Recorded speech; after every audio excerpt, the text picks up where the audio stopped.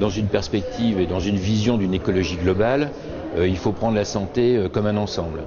C'est-à-dire que la santé de l'homme dépend de la santé des animaux dont il se nourrit, qui eux-mêmes dépendent de la santé de leur environnement, les plantes et le reste. Alors si vous voulez, le problème, c'est qu'on se retrouve face à une prévision de croissance démographique extrêmement forte. Le nombre des hommes va passer en 2050 à 9 milliards, nous sommes 7 milliards aujourd'hui, et les tensions vont se retrouver autour effectivement de l'alimentation, de l'eau, de l'énergie, etc. Alors en ce qui concerne l'alimentation et la santé, eh bien effectivement la pression sur l'animal va être quelque chose de relativement terrible, puisqu'il va falloir effectivement nourrir les hommes, et on sait que la demande en protéines animales va continuer de croître.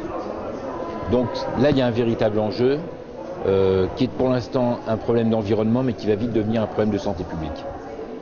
Essayer de rationaliser, peut-être trouver des ressources alimentaires alternatives à l'animal tel qu'on le connaît. Il va y avoir sûrement des choses vers les insectes, vers les algues, vous voyez. On va être obligé de modifier notre comportement alimentaire. Ça, c'est sûr.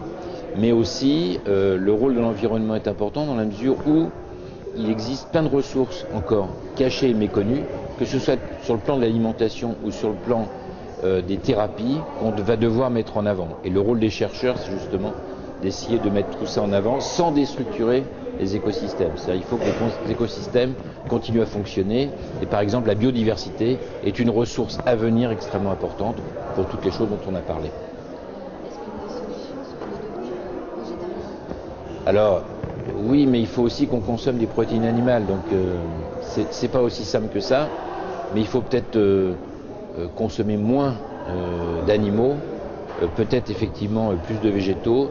Et puis de toute façon, je vous dis, on va être obligé de trouver des ressources nouvelles, les algues, les insectes, etc., qui vont accroître quand même le spectre de l'alimentation possible pour l'homme.